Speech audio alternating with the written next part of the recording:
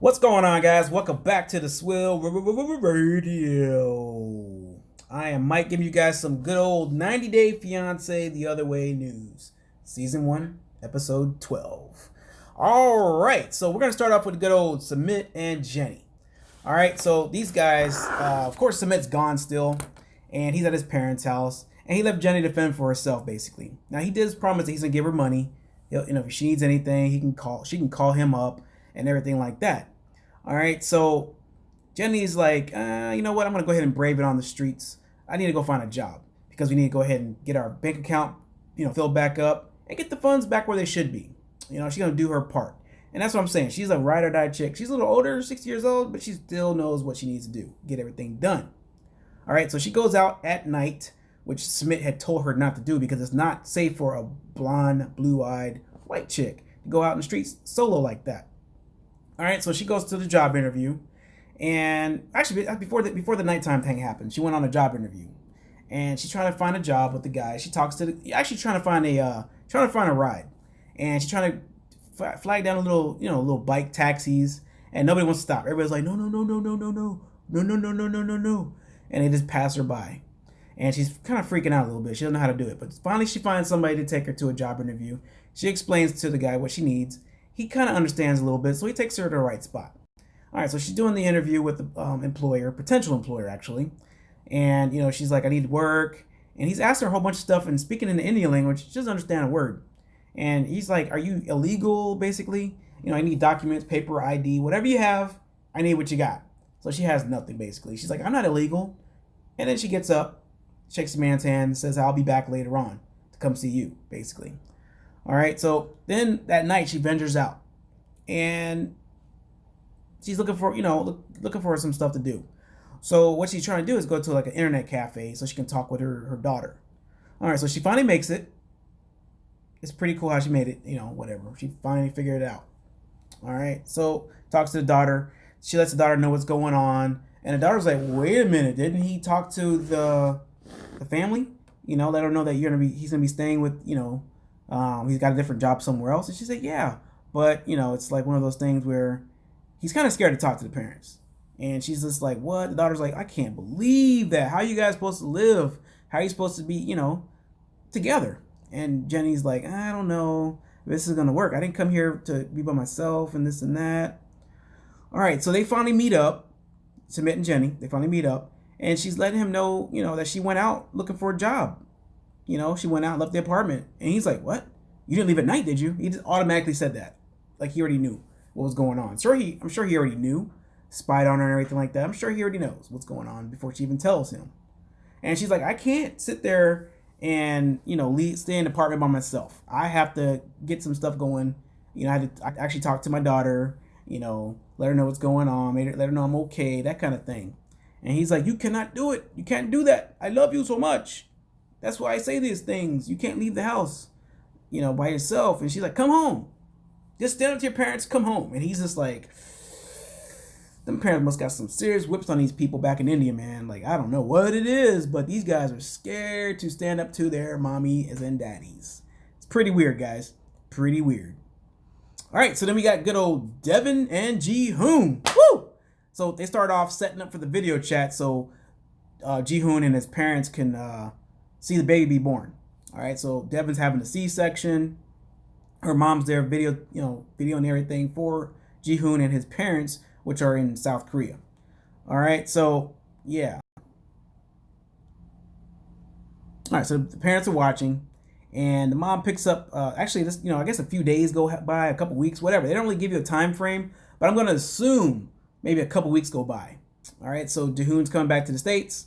Devin's mom is driving to the airport to go pick him up. He finally makes it back to the house, and he is like, wow. He's astonished. He just meet his son for the first time. He's really happy. He keeps on saying that he's a bad father, which he's not because he missed the birth. But things happen. If you don't have the money to make it, you're way like thousands and thousands of miles away. You can't make it to see your kid's birth. It's understandable, guy. You're not a bad father, whatever the case is. He's looking around and he wants to hold the baby, but he's like, hey, show me how to do it. So Devin shows him, got to hold the head, and he's like, the head? He's like over here talking stuff. And then I guess the baby poops, and he's like, "Hey, you want to change the diaper?" He's like, "Yes, show me." And he keeps saying the word anus. He's like anus, anus. And then he looks at the baby's balls and says, "Oh, he has big balls." Yeah, that's my son. It's really funny how that happens, because I remember I had my son. I did the same thing. All right, so then we got good old Tiffany and Ronald. All right, so they're still in South Africa, and they're looking for an apartment. All right, so of course their budget's not good. This man hasn't worked in like 7 months. She can't work because she doesn't have a work visa, so she's kind of like stuck right there from that. All right, so yeah, they're looking for what she's looking for is a really safe neighborhood. And they're looking, they're at the realtor, and the realtor's asking him, where you work at. He said he doesn't work. However, he will be making about $300 to $500 a month, basically, which is not much. And she's like, "Woo!" The realtor's like, "Woo!" Basically, it's like you really can't expect a whole lot for that little bit of money you're making right there. So then he goes to Tiffany and asks, "Hey, are you working?" She's like, "No, not yet. I'm not working yet." And yeah, so the realtor asks, "You guys have a car?" And Ron's like, "Yeah, of course. Like, yeah, we got a car. We live in the high life." So, they get in the car. They're following them to the first apartment. Actually, like I said, the first apartment. It's the only one they showed on there. I'm sure they looked at more than one, but they looked at this apartment here. Now, it has electric fence up at the top of the fence. Is the little barbed wires and everything. Like, it looks spooky, man. So I guess there's nobody going to scale that wall and break into that compound. It's not going to happen. So Tiffany's like, "Oh, wow, this kitchen needs paint and this and that." And, the realtor's like, "Yeah, you got to do some work. Look at some stuff, Yeah, and Tiffany's like, "I'm worried about my son, Daniel. Can he actually, if he's outside playing, what if he touches the fence?" And Ronald's like, "Yeah, unless he climbs it, basically. He's not going to touch that top of that fence. It's like all the electricity parts at the very top." So he's trying to, calm her down. And the realtor's like, "Hey, if they're going to break in, they're going to break in, period." So Tiffany picks the bottom room for, Daniel. Say, "Oh, this is going to be my son's room." And the realtors, they get their own little scene, and they're like, "I don't know why she picks the bottom floor for the kids. Put them on the top floor in case someone does break in. At least the mom and dad can fight them off.